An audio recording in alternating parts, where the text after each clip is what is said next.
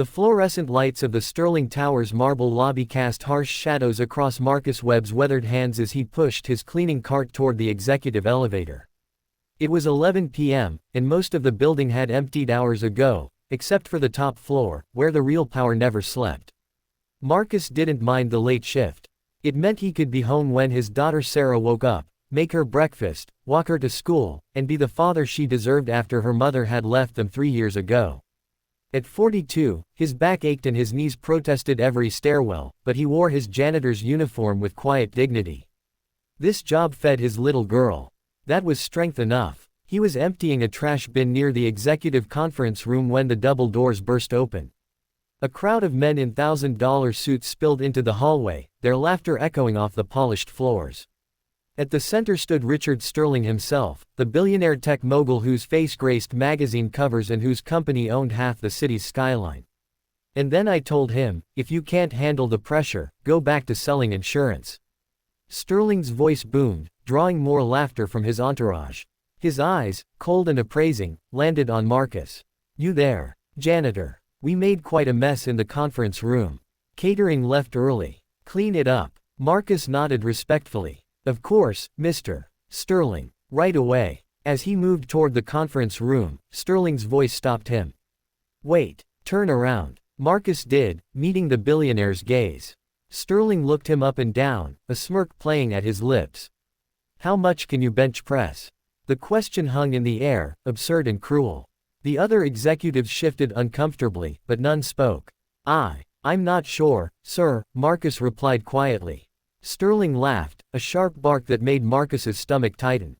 Look at those arms. What are you, maybe 130?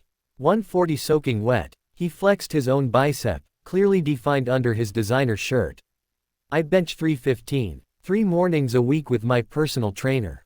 That's real strength. Physical power. You know what separates men like me from men like you. He stepped closer, his cologne overpowering.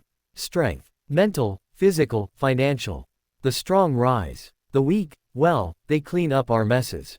The hallway had gone silent.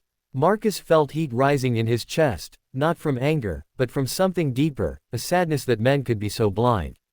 With respect, Mr. Sterling, Marcus said, his voice steady, I think we might define strength differently.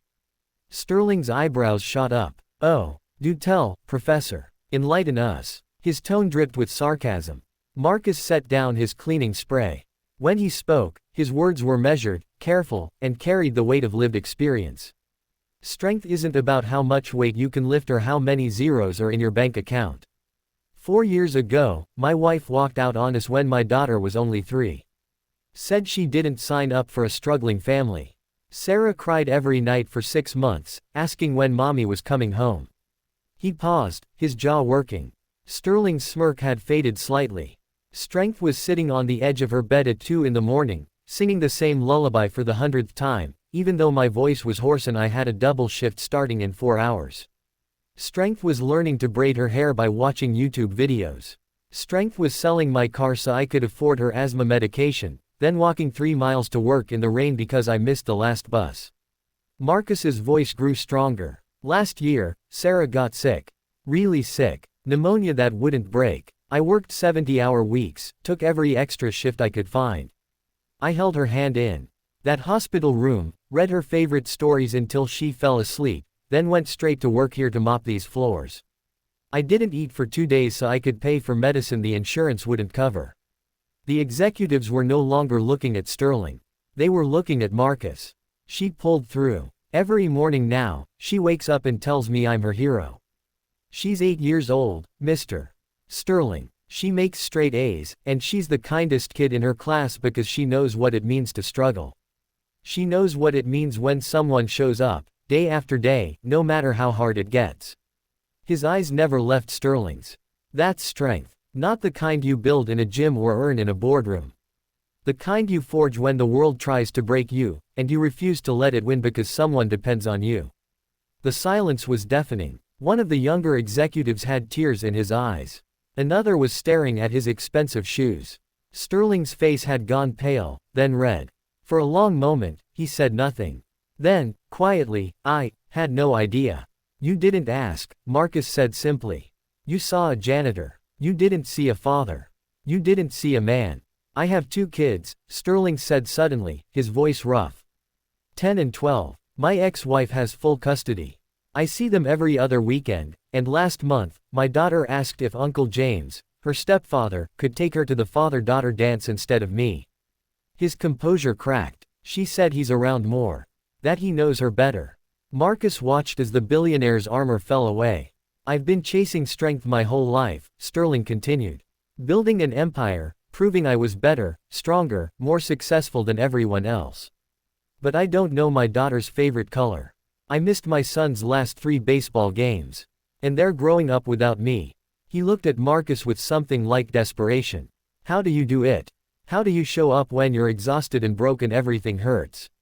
Marcus thought of Sarah's laugh, her small hand in his. You just love them more than you love your own comfort. More than your pride. More than anything else in this world.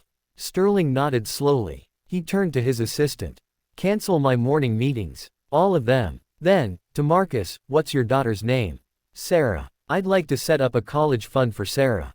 Full ride, any school she gets into. Before Marcus could protest, Sterling raised a hand. Not charity. An investment. In the kind of strength that actually matters.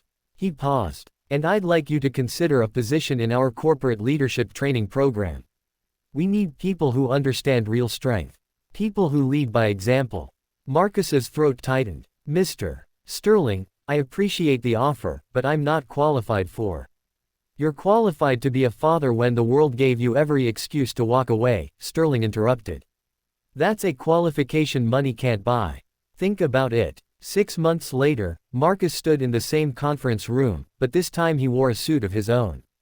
As Sterling Tower's new Director of Employee Wellness and Work-Life Integration, his job was to ensure no parent missed their kid's bedtime for a meeting that could have been an email.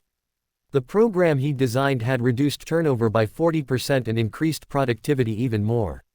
But the real change happened on the executive floor. Sterling had started leaving at 6 p.m. He coached his son's baseball team. He learned that his daughter's favorite color was purple, and he took her to that father-daughter dance himself. And sometimes, late at night, Sterling would find Marcus still in the building, not cleaning, but reviewing proposals to expand the wellness program company-wide. Go home, Sterling would say. Sarah needs you. Marcus would smile. She's at her friend's house. Sleepover. But you're right. I should go. Your kids need you too. They'd walk out together, the billionaire and the former janitor, 2 fathers who'd learned that real strength isn't about what you can lift. It's about who you lift up. It's about showing up when showing up is all you have left. It's about loving someone more than your own limitations. That's the strength that changes lives. That's the strength that changes the world. That's the strength that leaves everyone speechless. Not because it's loud or flashy, but because it's real.